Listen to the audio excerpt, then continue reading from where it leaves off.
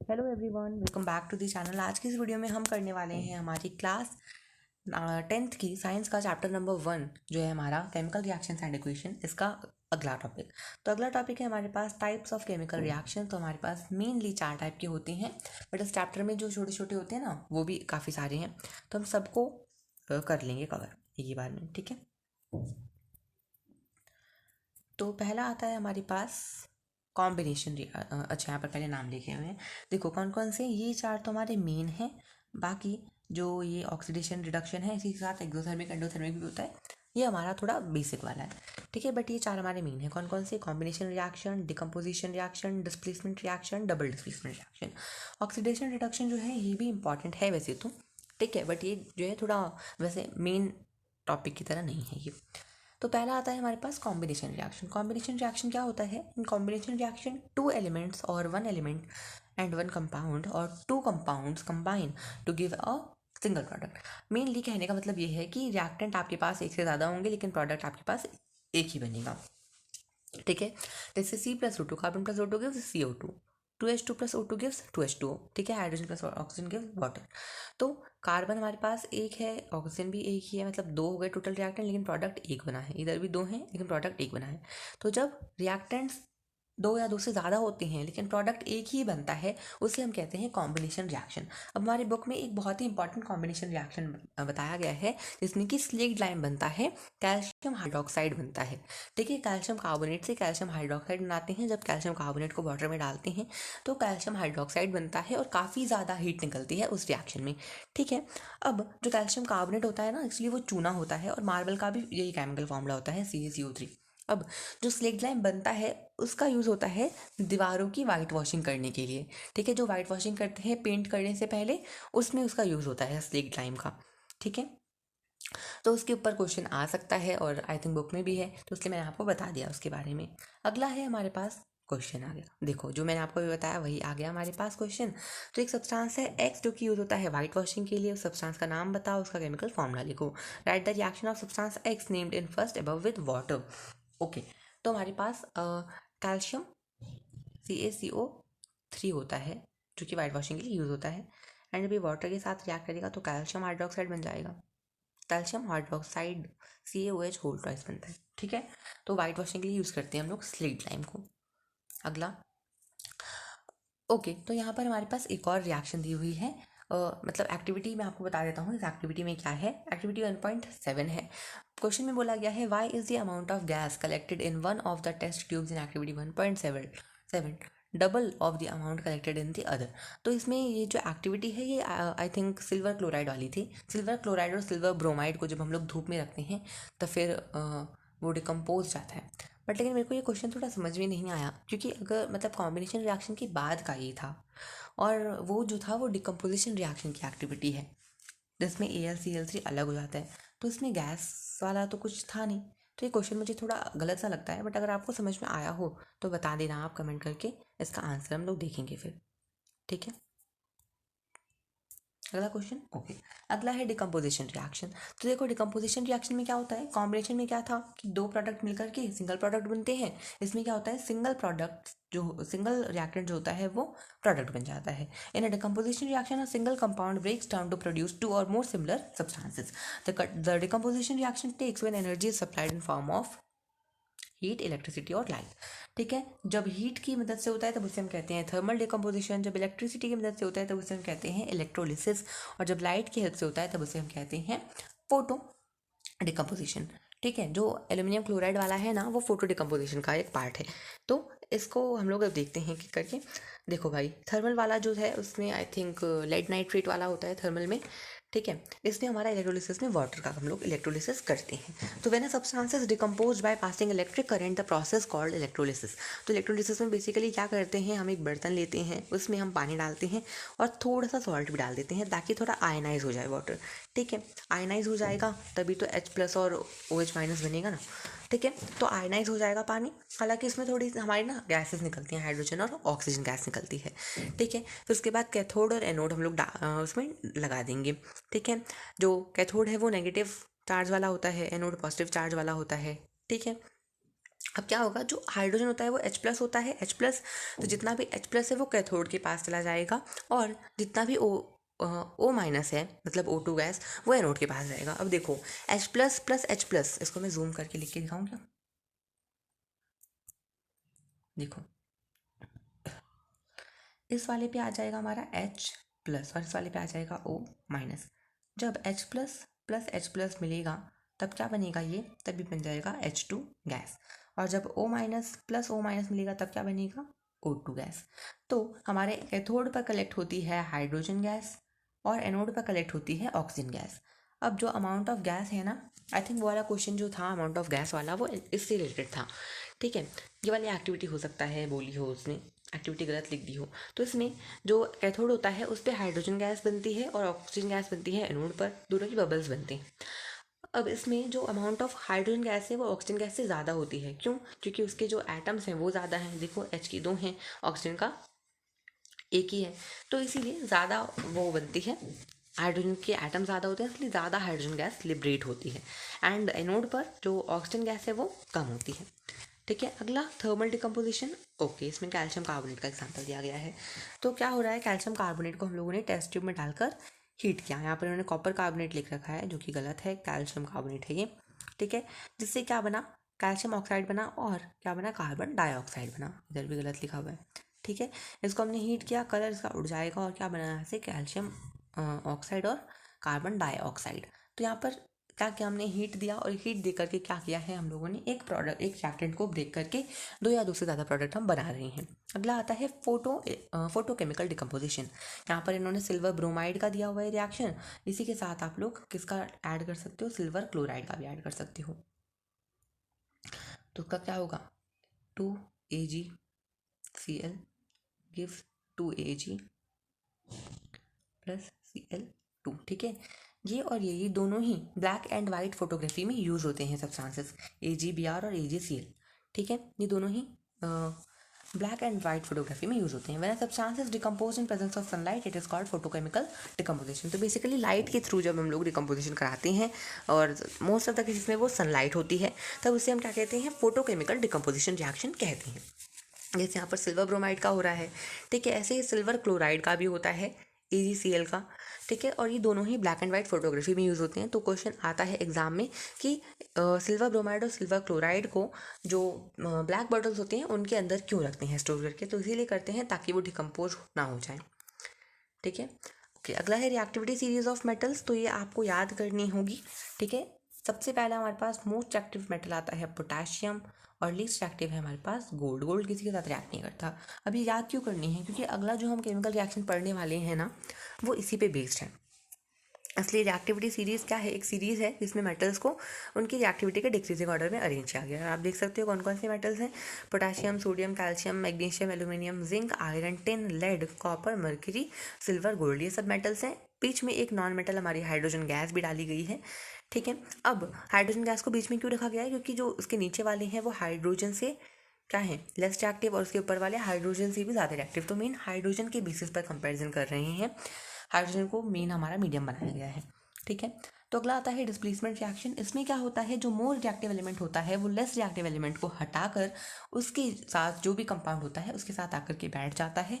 जैसे यहाँ पर कॉपर सल्फेट का रिएक्शन है, कॉपर सल्फेट प्लस जिंक डाला। अब देखो, रिएक्टिविटी सीरीज के अकॉर्डिंग कॉपर से ज़्यादा रिएक्टिव है जिंक, तो जिंक कॉपर को हटाकर उसकी जगह पर बैठ जाएगा और कॉपर हमारा अलग निकल जाएगा। ठीक है, सिमिलरली अब देखो, यहाँ पर था Ag2AgNO3 plus zinc, silver nitrate था, इसमें जिंक डाला तो क्या बना, सिल्वर और जिंक नाइट्रेट बन गया। वहीं अगर हम लोग ऊपर वाले रिएक्शन में सिल्वर डाल देते तो सिल्वर जो है वो कॉपर से लीस्ट रिएक्टिव है, तो कुछ नहीं होता, कोई रिएक्शन नहीं होता। ठीक है, ऐसी एक फेरिक सल्फेट वाला भी होता है, जिसमें कॉपर सल्फेट में आयरन डाल देते हैं, उससे क्या बन जाता है, उससे बन जाता है फेरिक सल्फेट और कॉपर। ठीक है, अगला अगला आता है डबल डिस्प्लेसमेंट रिएक्शन। अब यहाँ पर क्या हो रहा था, देखो, जो ये वाला था ये बस इसकी जगह पे आ गया था और ऐसे करके आ गया था।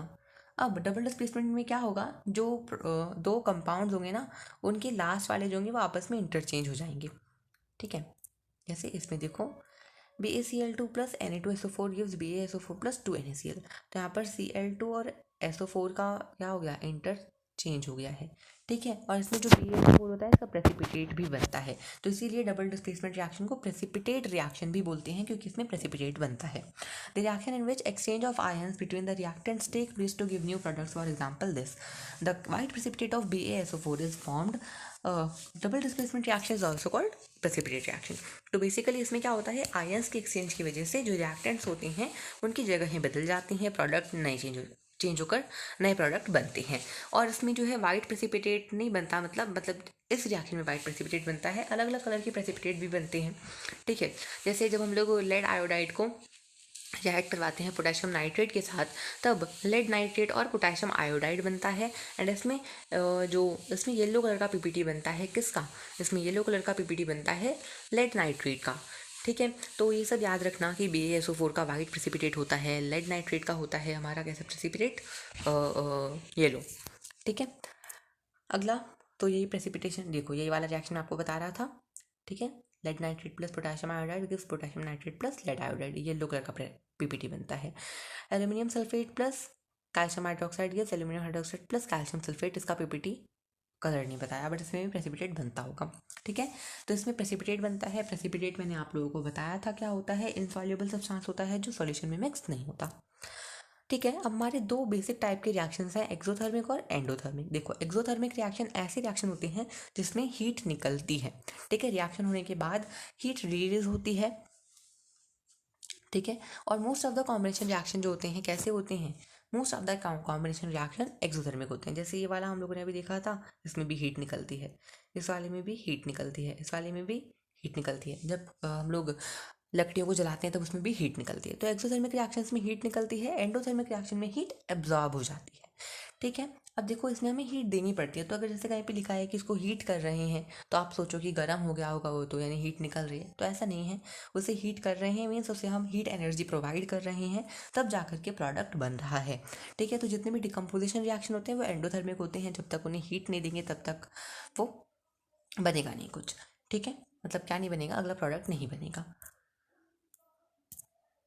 अगला है ऑक्सीडेशन एंड रिडक्शन रिएक्शन, ये थोड़ा इंपॉर्टेंट है। देखो ऑक्सीडेशन कौन सा रिएक्शन होता है जिसमें या तो ऑक्सीजन ऐड हो या हाइड्रोजन रिमूव हो जाए, उसे हम क्या कहते हैं, ऑक्सीडेशन, वेट, ठीक है। और रिडक्शन कौन सा होता है, ऐसा रिएक्शन होता है जिसमें ऑक्सीजन रिमूव हो जाए, हाइड्रोजन लग जाए। देखो ऑक्सीडेशन OX से स्टार्ट हो रहा है, यानी ऑक्सीजन इसमें ऐड होगी, हाइड्रोजन रिमूव होगा। रिडक्शन में OX नहीं है, यानी ऑक्सीजन रिमूव होगी, हाइड्रोजन ऐड हो जाएगा। किसी भी केमिकल रिएक्शन में अगर ये दोनों चीज़ें होती हैं ना, ऑक्सीडेशन भी रिडक्शन भी, तो उसे हम रिडॉक्स रिएक्शन कहते हैं।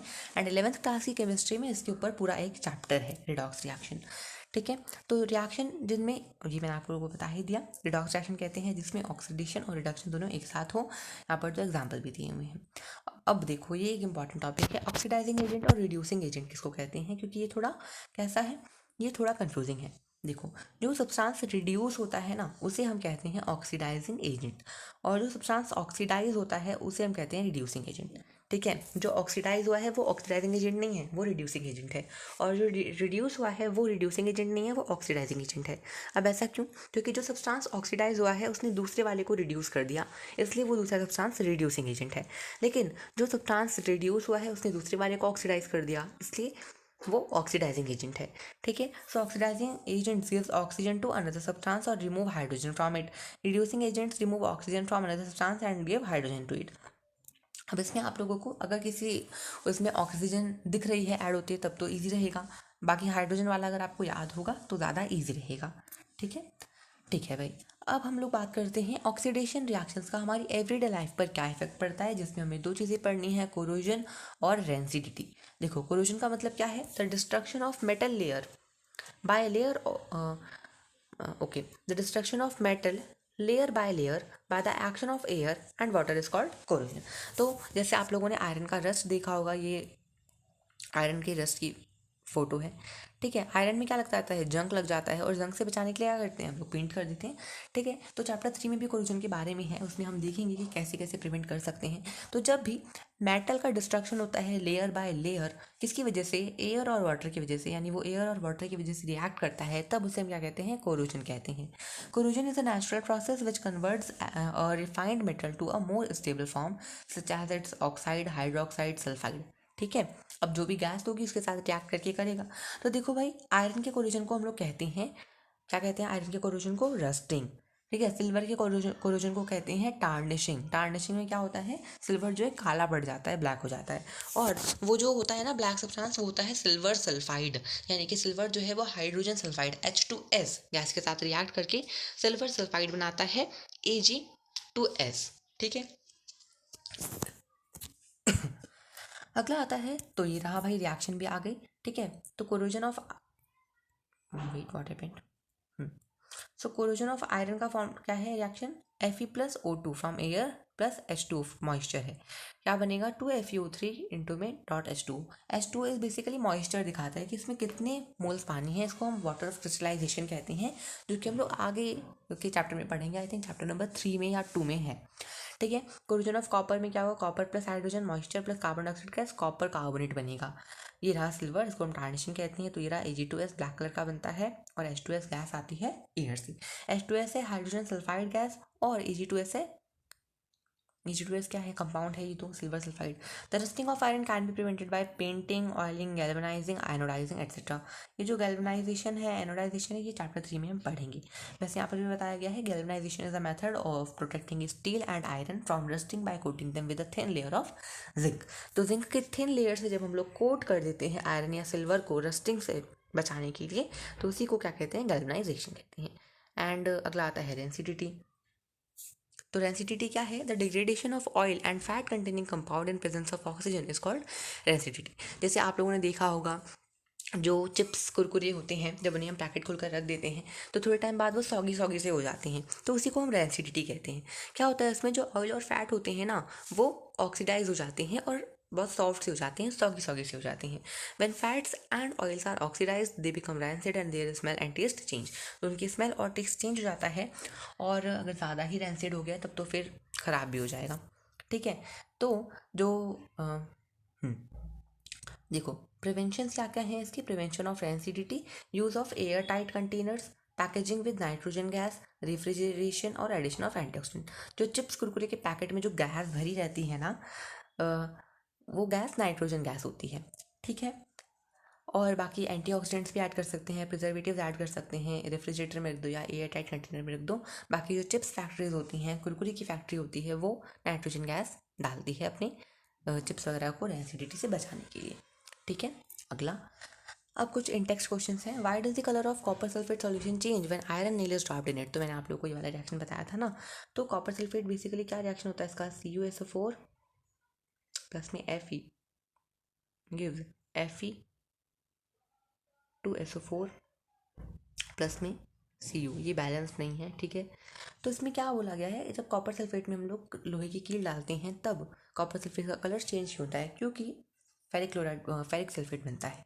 क्यों बनता है, क्योंकि जो आयरन है वो कॉपर से ज़्यादा रिएक्टिव है, तो उसको हटा देता है और खुद उसकी जगह पर जाकर बैठ जाता है। तो इसीलिए क्या होता है, इसीलिए जो कॉपर सल्फेट का सोल्यूशन है उसका कलर चेंज होता है, क्योंकि उसमें फेरिक सल्फेट बनता है। अगला, given example of double displacement reaction activity other than the one given in activity 1.10। I think activity 1.10 में लेड नाइट्रेट वाला था, तो उसकी जगह पर आप Na2 वो वाला दे सकते हो, silver sodium sulphate plus barium chloride वाला, या अगर सोडियम सल्फेट और बेरियम क्लोराइड वाला है तो फिर लेड नाइट्रेट वाला दे देना। ठीक है, अगला, ठीक है, इसमें हमें आइडेंटिफाई करना है कौन सा सब्सटेंस ऑक्सीडाइज हुआ है, कौन सा सब्सटेंस रिड्यूस हुआ है। तो देखो, पहले वाले में सोडियम में आकर ऑक्सीजन चिपक गया, तो सोडियम क्या हुआ है, ऑक्सीडाइज हुआ है। ठीक है, इस वाले में कॉपर से ऑक्सीजन हट गया है, addition of removal of oxygen is called reduction. तो यहाँ पर कॉपर रिड्यूस हुआ, हाइड्रोजन के पास पानी आ गया, हाइड्रोजन में पानी चिपक गया, ऑक्सीजन चिपक गया आकर के, सॉरी पानी नहीं चिपका, ऑक्सीजन चिपका, ऑक्सीजन चिपका, तो ये हो गया ऑक्सीडाइज। ठीक है, तो कॉपर हुआ है रिड्यूस और हाइड्रोजन हुआ है ऑक्सीडाइज। अगला, व्हाट इज दिस, अच्छा, तो बैक एक्सरसाइज क्वेश्चन आ गए, इन्हें हम लोग करेंगे नेक्स्ट वीडियो में। सो मिलते हैं फिर नेक्स्ट वीडियो में। और हाँ, ये वाला चैप्टर हमारा अब कंप्लीट हो गया है, तो इसकी बैक एक्सरसाइज क्वेश्चंस कर लेंगे, फिर ये चैप्टर पूरा कंप्लीट हो जाएगा। तो मिलते हैं नेक्स्ट वीडियो में।